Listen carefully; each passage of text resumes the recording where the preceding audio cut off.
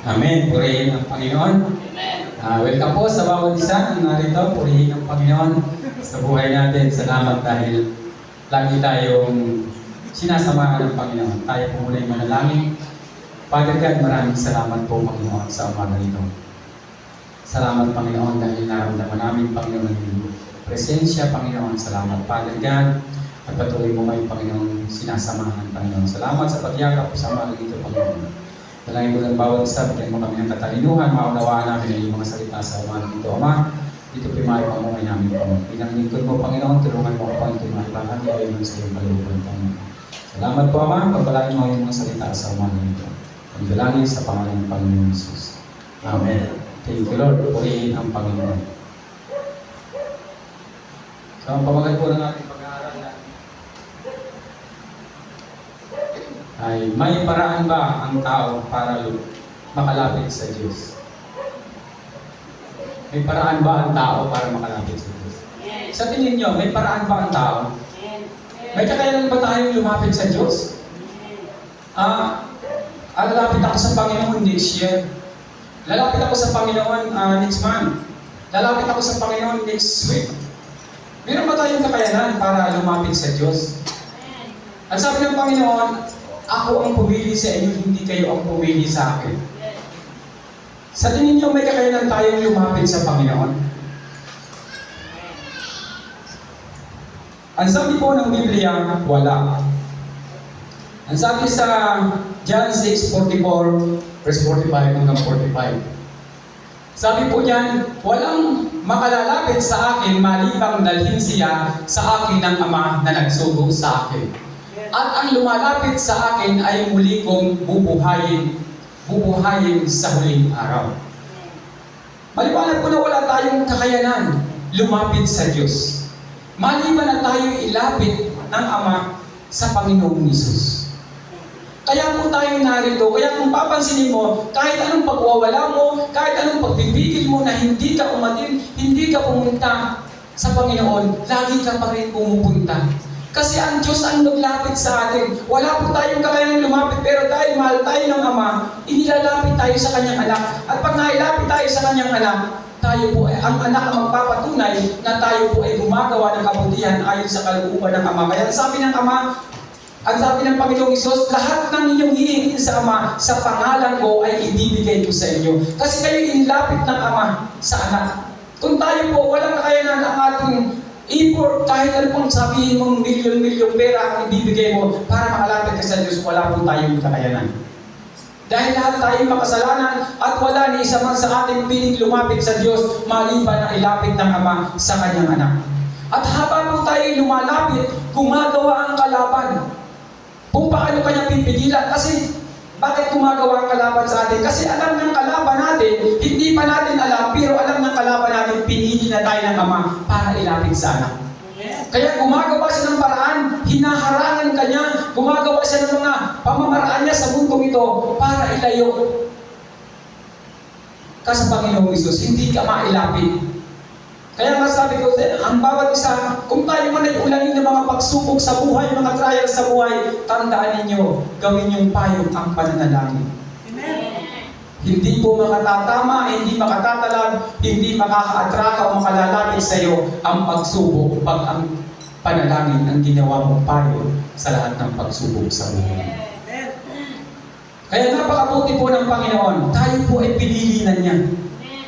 Bago ka pa inilapit sa Panginoong Hesus, na-record ka na doon. Kaya gumagawa ang Ama ng paraan para lalo kang mailapit sa Panginoong Hesus. Kasi pag nailapit tayo sa Panginoong Hesus, meron tayong buhay na walang hanggan. At ang sabi sa verse 45, nasusulat sa aklat ng mga propeta at silang lahat ay tuturuan ng Diyos. Ang bawat nakikinig sa Ama at natututo sa Kanya ay lumalapit sa anak. Kailangan po muna tayong maturuan ng Ama. Kailangan muna tayong maiayos bago tayo na ilalapit sa anak. Kaya wala po tayong kakayanan.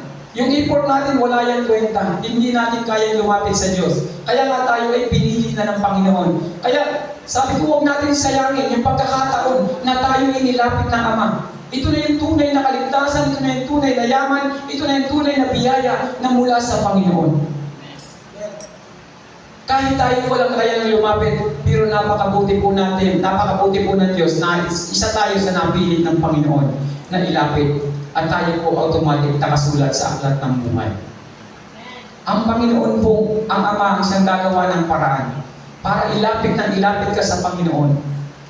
Kaya di ba papansinin nyo yung iba, nabibilang upa bago nakakilala sa Panginoon. Kasi gumagawa ka man ng paraan para makilala mo ang kanyang anak.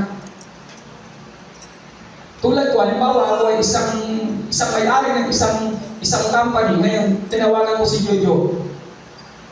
Ito yung, papapasukin ko itong taong ito dyan sa company ko. Ngayon ay, ayaw niyong pumasok doon. Gagawa ako ng paraan para siya ay mailapit doon. Kasi siya ay naisulat ko na, nailagay ko na ang kanyang pangalan na siya ay makakasama doon sa aking company. Siya ay gagawa ko ng paraan para mailapit ko siya doon sa aking anak. At yung aking anak, pag nailapit ka rin, siya naman ang magsasabi sa akin, Ama, napakabuti ng taong dinala mo rito. At ako bilang ama, pag humingi yung taong yun, dahil sa kanya, sa aking anak, ako ay magpapadala. Kasi yung anak ko mag-o-confirm, Ama, tamang-tama po ang pinadala mong tao dito. At pag nanalangin yung taong ito, siya po ay aking tutugunin. Ibibigay ko ang kanyang kahilingan kasi siya talaga ay sa akin. Kaya po mapapansin ninyo, gumagawa ang paraan ng Panginoon para tayo muling ibalik, muli tayong ayusin. Inaaresto tayo para muli tayong maibalik. Maibigay sa tunay na kaligtasan na gusto ng Panginoon sa atin. May pamamaraan ng Diyos na hindi natin kayang isipin kung paano mangyayari. Pero pag siya po ang gumawa ng paraan, wala pang imposible. Kaya po niyang gawin ang lahat ng ito. Kaya, salamat sa Panginoon na tayo po ay lagi niyang tinutulungan. Kasi sa ating palakala ko noong una, pili tayong lumapit, hindi tayo sa Panginoon. Kaya ka nakalapit sa Panginoon kasi inalaw ng Ama na ikaw ay makalapit.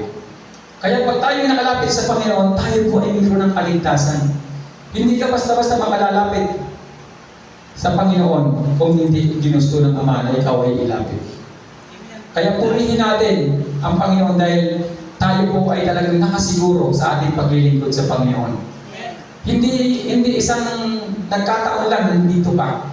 Ikaw talaga ay pinadala ng Panginoon at napili ka ng Diyos. Sa dinami-dami ng pangalan, siguro dumadaan doon, chinichika ng Panginoon ito ang pinili ko. At tayo pong lahat ay napili ng Diyos. Kaya salamat sa Panginoon. Sabi po sa 2 Corinthians chapter 4 verse 4, hindi sila sumasampalataya sapagkat ang kanilang isip ay binulag ng Diyos ng kasamaan sa daigdig na ito upang hindi nila makita ang liwanag ng magagandang balita tungkol sa kaluwalhatian ni Kristo na siyang larawan ng Diyos. Kaya nga po hindi tayo makalapit sa Diyos kasi wala tayong kakayanan. Tayo po ay binulag ng mundong ito. Di ba ang daming ginagawa ng mundo para ikaw ay maiwalay, para ikaw ay mailayo, para ikaw ay, kumbaga, maisipirit ka sa plano ng Diyos. Kasi nga, napakaganda ng plano ng Panginoon. Kaya ang gusto ng mundo, ikaw ay tanggalin doon. Gumagawa ng maraming libro, gumagawa ng mga iba-ibang mga estilo ng mundo para ikaw ay maakit. Pag mahilig ka sa kasiyahan, mahilig kang uminom, bibigyan ka ng masasarap na alak. Mahilig kang sumayaw sa mga diskuan, bibigyan ka ng mga kaibigan na mahilig pumunta ron para ikaw ay maaliw at mawala. Kasi binubulag ng ating kaisipan, ating mga mata, hindi natin makita yung gusto ng Ama. Kaya walang isa sa ating makakalapit sa Panginoon. Hindi natin yun malalaman, hindi natin maunawaan. Kaya kahit may magsalita sa iyo, ang sabi ng kanyang mga salita, sabi niya, makinig man sila ng makinig, hindi sila makakarinig. Tumingin man sila ng tumingin, hindi sila makakakita. Di ba pansinin nyo, nung tayo ay talagang nagpipilit ng hiwalay sa Panginoon, pagkamat tayo pinili na ng Diyos, kahit sinong nagsasalita sa iyo, parang hindi mo mapakinggan. At naiinis ka na parang ang tagal ng oras, pag ikaw ay nakikipag-usap sa taong ang sinisiyag sa iyo ay salita ng Panginoon. Parang hindi ka magkaroon ng oras at hindi ka masaya. Pero dahil plano ng Diyos sa iyo, dahil plano ng Ama na ikaw ay ligtas, gumagawa siya ng paraan at utay-utay na inaayos ng Panginoon ng buhay mo. Kaya sabi niya, hindi sila sumasampalataya sapagkat ang kanilang isip ay binulag ng Diyos ng kasamaan sa daigdig na ito. So yun yung pumupulag sa atin. Bibigyan ka ng malaking halaga para ikaw ay mas mapalayo. Kaya nga sabi ko, ang blessing ay, ito po ay, alam natin, dapat titignan natin kung ito ba ay blessing mula sa Panginoon. Dahil may pamamaraan din sila. Kumbaga, bubulangin ka nila. Lalo din, kaya nga pag malapit ka sa Panginoon, maraming mga trials na dumarating sa iyo. Hindi nyo napapansin yun. Nung hindi pa naman ako Kristiyano, parang okay lang. Nung sunog baga pa ako, okay lang naman, parang wala naman. Diba? Pero nung napalapit ka sa Panginoon, ay parang may mga pagsubok. Kaya lagi ko sinasabi, kung ulanin ka man ng pagsubok, gawin mong payong ang pananalangin. Kahit isa na pagsubok, hindi ka tatalwan. Malalagpasan mo ang lahat ng yan. Upang hindi nila makita ang liwanag ng magandang balita tungkol sa kaluwalhatian ni Kristo na siyang larawan ng Diyos. Si Kristo po ang larawan ng Diyos. Siya po ang nag-iisang anak na talagang pag sinabi niya, kaya nga sabi, ang pahintulutan mo dyan sa lupa ay pahintulutan sa langit, ngunit ang bawal mo sa lupa ay pagpabawal mo sa langit. Pag sinabi ng Panginoong Hesus, itong tao ito, Ama, ay pagpalain mo. Kasi siya ay masunurin. Siya ang ibinigay mo sa akin at nakita ko na siya talaga ang tunay mong anak na makakasama natin sa takdang panahon. Kaya gagawa ng paraan ng Ama. Ano mang hilingin mo sa pangalan ng kanyang anak, ibibigay po ito. Ibibigay ito ng Diyos. Wala po itong, hindi po pwede magkamali ang kanyang salita. Kaya kung minsan makakaranas ka ng mga trials, pero alam mo, prepare ka pala ng Panginoon. Prepare ka pala ng Diyos. Para pag nakaranas ka ng gutom, pag dumating yung panahon na pinagpala ka na, pag may nagdaing sa'yo ng gutom, alam mo, ay naranasan ko yan, Brad. Kaya, imbis na kaunti ang ibibigay mo, lalakyan mo. Kasi alam mo, naranasan mo yun eh. Naranasan mong magutom, naranasan mong masaktan, naranasan mo yung mga bagay na ipinaranas sa'yo. May sabi kanina sa verse ni Pastora na yung palang mga pinadaanan mong pagsubok, hindi lang pala para sa iyo, para din sa iba na piling lumapit sa iyo. Ano po ng Panginoon, yung kanyang mga ginagawa sa atin, ina-actual ng Diyos ginagawa ng Panginoon, at talagang ito po ay ating pong magagamit. At ang sabi po sa mga Gawa, chapter 26, verse 18, imumulat mo ang kanilang mga mata, ibabalik sila sa kaliwanagan mula sa kadiliman, ililigtas sila sa kapangyarihan ni Satanas at ibabalik sa Diyos. At sa pamamagitan ng pananampalataya nila sa akin, sila'y patatawarin sa kanilang mga kasalanan at mabibigyan ng lugar kasama ng mga taong ginawang banal ng Diyos. Yan po yung reward sa atin ng Panginoon na ibibigay ng Diyos sa atin. Sabi niya, imumulat mo ang kanilang mga mata. Dahil sa Panginoong Hesus po ang mag-aayos sa atin dito habang binigay tayo ng Ama. At tayo, meron po tayong atungkulin para makatulong din sa ating kapwa pag tayo po ay lumago na sa Panginoon. Kaya sabi niya, imumulat mo ang kanilang mga mata, ibabalik sila sa kaliwanagan mula sa kadiliman. Yun po ang ating tungkulin bilang mga anak ng Diyos. Kaya salamat po sa dalawang nakikita ni Nini. No?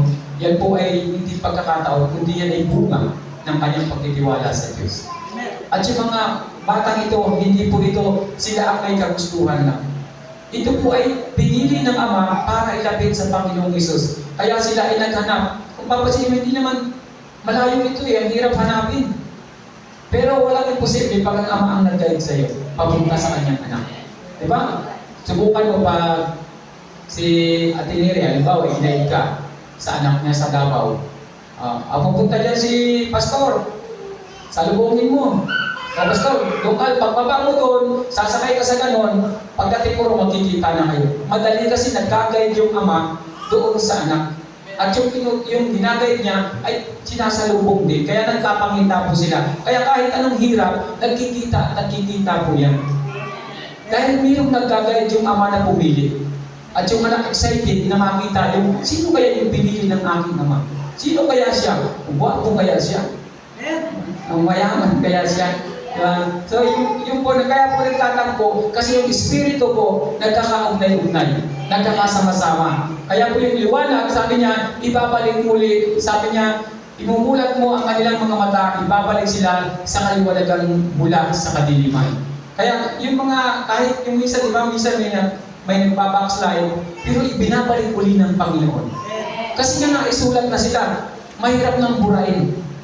Ba talagang nililinisin ka ng Panginoon, pero bakit ka nagdaan doon? Mayroon pong dahilan ng Panginoon. Ililigtas sila sa kapangyarihan ni Satanas at ibabalik sa Diyos. Wow, purihin ang Panginoon. Ililigtas ka ng Panginoon sa kapangyarihan ni Satanas at ibabalik ka sa Panginoon. Yun po ang tunay nating diini ang Panginoon. Kaya salamat dahil alam ko, meron tayong tagumpay sa ating pananampalataya. At sa pamamagitan ng pananampalataya nila sa akin, sila'y patatawarin sa kanilang mga kasalanan. Pag tayo pinanampalataya sa Panginoong Hesus, sabi ko nga, hindi na nakikita ng Ama yung ating kasalanan. Pag tumingin sa atin yung Ama, ang nakikita sa atin ang Panginoong Hesus na. Kaya nga pag humingi ka, ang alam ng Ama, anak na niya ang humihingi sa akin. Yun na ang nakikita sa iyo. Kasi ikaw ay naayos na, nalinis ka na, at naging karapat-dapat ka na maging anak ng Panginoon. Kaya natatanggap mo yung biyaya mula sa Kanya. Hindi po tayo magkakamali. At mabibigyan ng lugar kasama ng mga taong ginawang banal ng Diyos. Meron na po tayong lugar. Kasama na tayo ng mga taong ginawang banal ng Panginoon. Kaya salamat na tayo po ay nagkaroon ng ganong klaseng kaligtasan, bagaman tayo ay walang karapatan, pero dahil sa Panginoong Hesus tayo po ay nagtagumpay. Nung tayo mailapit sa Kanya, tayo po ay nagkaroon ng buhay na walang hanggan. At ang sabi po sa John 6:37 hanggang 40, ang sabi po sa 37, lalapit sa akin ang lahat ng ibinigay sa akin ng Ama, at hindi ko itataboy kailanman ang sino mang lumalapit sa akin. Kaya po laging tinatanggap ng Panginoong Hesus, kasi yun po ay pinadala ng Ama sa Kanya. Kaya pansinin mo, pag lumalapit ka sa Panginoon, mayroong pong biyaya ng mararamdaman. May mga pamamaraan, sabi ko nga, hindi ko rin alam kung paano ako inilapit ng Ama sa Panginoong Hesus. Talagang daming paraan. Kasi dati, nag-iindi po ako, marami rin bisyo. Pero, si Pastora yung ginamit. Talagang, nung siya ay mapangasawa ko, siya, masunurin niya siya. Sabi ni Jojo, masunurin yan. Pag kahit siya ay Kristiyano na, pag sabi ko nung una, huwag kang magsisimba. Kasi ako ay Katoliko ako eh. Diba, yung aking walang magsisimba ngayon. Hindi siya nagsisimba. Sumusunod siya. Sabi ko, pero hindi rin siya sumasama sa akin sa Tapos, napunta pa kami sa simbahan ng Back to Christ. Sabi ko, magsimba ka. Sama ka. Sumama siya. Diba? Sumama siya. Lahat ng gusto ko, sinunod niya. Nung dumating yung lectures doon, kasi lecture siya dati, sabi niya, lipat naman tayo ako ng sundin. Hindi na ako nakatanggi. Kasi nakita ko yung pagiging masunurin niya at itong ginawa, baka naitama yung buhay namin. Siya yung ginamit ng Panginoon. At nakita ko naman talaga sa kanya yung pagsunod. Kaya nung sabihan niya ako, ay talagang, pero siguro kung simula hindi ko nakitaan siya ng pagsunod. Kaya nung sabihan niya ako, sumunod ako. Pero nung time na yon, bago dumating na ako, tismuhan na po ako sa Foursquare. Nakakilala na ako sa Panginoon. Pero talagang matigas yung ulo ko. Pero talagang hinatak ako ng Panginoon dahil nakasulat na yung pangalan ko sa aklat ng buhay. Kaya nung mailapit ako sa Panginoong Hesus, talagang doon ko po naranasan ang himala. Gumaling ang aking karamdaman, yung mga pinapanalangin ko, naging totoo. Sabi ko nga, yung panalangin ko, hindi pa ako, kasi ang pangarap ko nung una magpahid. Hindi pa talaga ako Kristiyano, yung panalangin ko ay tinupad ng Panginoon. Kasi yung panalangin ko nung binata pa ako, 15 o 16 years old ako, sabi ko pa magkaasawa ko, gusto kong anak 3, sunod-sunod, lalaki, at puro G ang ipapangalan ko. Ay, kasi nagtrabaho ako nun sa Manila, sa bakery na 3G Big Shop. Kaya nabuo sa isip ko yung gusto ko 3 pangalan ng mga anak ko lalaki 3G. Totoo, 3 lalaki. Kaya talagang confirm na siya talaga yung kasagutan ng Panginoon sa akin. Ha? Kaya talaga salamat sa Panginoon. Tapos nagkaroon pa kami ng 2 biyaya ng dalawang prinsesa. Purihin ang Panginoon. Kaya sabi ko nga, napakabuti ng Panginoon sa buhay ko. Doon pa pala may plano ng Diyos sa akin. Kaya po tayong lahat, pinili tayo ng Panginoon. Huwag ka nang lumayo. Kasi kahit lumayo ka, lalapit ka rin ng Diyos. Ilalapit at ilalapit ka ng Panginoon. Pag pinili ka niya, may gagamitin siya para ikaw ay piliin. Isipin mo, nakarating pa ako dito para makilala ko siya. At yun pala ang dahilan. No? Salamat sa Panginoon. Mayroon pong ginagamit ang Diyos. At ang sabi po sa 38, ako'y bumaba mula sa langit, hindi upang gawin ang sarili kong kalooban, kundi ang kalooban niya na nagsugo sa akin. Dapat ito po yung ating nasa puso. Dapat ito yung ating nasa isip. Dapat yung ginagawa natin palagi ay yung sinasabi ng kanyang salita, ako'y bumaba sa langit, hindi upang gawin ang sarili kong kalooban, kundi ang kalooban niya na nagsugo sa akin. Yan po ang ating susundan. Kasi sabi ko nga, ang Panginoong Isus ang ating kumbaga siya yung ating sinusundan. Siya talagang dapat natin sundin. Kaya dapat po ang ating kaisipan at puso, ganyan po, yung pagsunod natin sa Ama. Basta yung ating modelo na talagang dapat natin sundan. Kung paano siya pumunta siya rito, hindi niya inalintana yung hirap, kasi yun yung inutos sa kanya. Yun yung dapat niyang gawin. At ito po yung susundan natin. Ano po yung ginagawa ng Panginoong Isus? At tayo po yung pagpapalaki ng Ama mula doon sa kalangitan. At ang sabi po sa verse 39, sabi po niya, at ito ang kanyang kalooban, ang huwag kayong hayaang mapahamak, ang kahit sino man sa mga ibinigay niya sa akin, kundi ang buhayin kong silang muli sa huling araw. Yan po ang talagang plano ng Ama sa atin. Hindi walang mapahamak ni isa. Kaya nga ibinigay na niya yung kanyang kahit sa isang anak yung buhay nito para walang mapahamak ni isa. Hindi po layunin ng Panginoon na tayo ay mapahamak. Tandaan niyo, pag kayo tinawag ng Panginoon, hindi kayo pababayaan ng Diyos. Hindi niya kayo ilalagay sa isang lugar na kayo ay talagang, kumbaga, sisilain kayo ng mga mani nila. Laging may proteksyon ng Panginoon sa inyo. Iingatan kayo ng Panginoon. Kaya may kasiguraduhan po sa ating paglilingkod. Pag tayo po ay ilapit na ng Ama sa kanyang anak.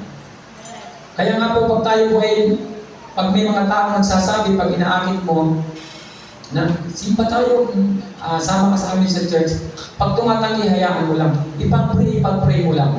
Kasi yun yung sabi niya kanina sa mga verse na binasa natin, gumagawa kasi ang kaaway, yung pamamaraan, binubulag nila ang kaisipan ng tao, ang paningin ng tao, para sila bawal. Kaya pag tinawag mo siya sa ganung klase na alam na nila agad, ako, ayaw ko dyan. Pero pag ikaw ay pinili ng Panginoon at takda na talaga yung oras mo na ikaw ay papuntahin ng Panginoon at gawin ng Panginoon na lingkod, wala ka pong magagawa. Sumunod ka na lang. At pag sumunod ka na sa Panginoon, hindi ka po magkakamali. Hindi ka nagkamali ng pagsunod. Kapag tinawag ka ng Panginoon, meron po itong biyaya. Hindi natin alam po isang araw kung ano ang plano ng Diyos sa inyo. Kasi ako hindi ko rin alam na ako magpapastor. Hindi mo alam. Diba? Tayo pala dito tinawag ng Panginoon. Paininimin lang si Luto, yung pala ang magpapastor. Hindi mo alam, di ba? Si Atan, si Rian, hindi natin alam. Si Jojo, si Paul, lahat tayo dito. O ay si Mark, hindi mo alam. Baka isang araw, pastor na yan. Wala na rin nakakaalam. Ano ba yung plano talaga ng Diyos? Bakit kaya dinadala niya? Nung una ganyan din ako eh. Nakaupo ako. Naiinip pa nga ako pa nakikinig. Eh ngayon naging pastor ako. Hindi natin alam. Wala tayong ngayon baga yung ideya natin, ngayon lang, pero alam ng Diyos yung plano niya sa atin. Kung ano talaga tayo. Mayroon pong plano ng Diyos na napakaganda sa atin. Kaya nga, sabi, walang mawawala ng isa. Kaya nga po yung lahat ng mga nakapirma doon sa ating mga pangako, hindi ko alam kung mayroon pang hindi nakakapil up doon.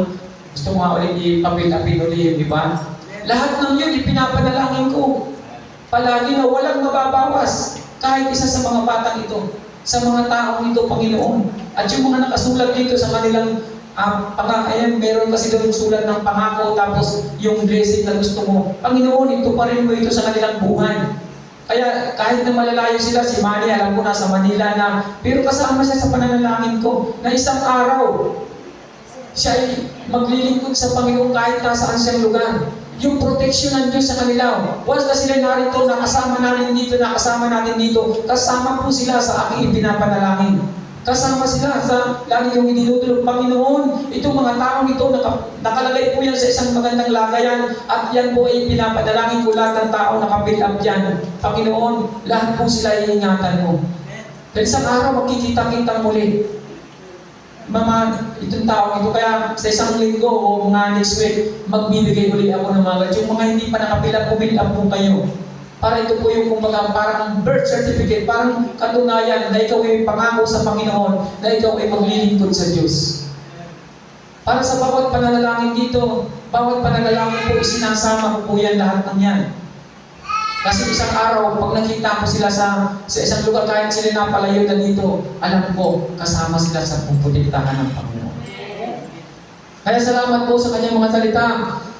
Ang sabi niya, at ito ang kanyang kalooban. Ang huwag kong hayaang mapahamak ang kahit sino man sa mga ibinigay niya sa akin.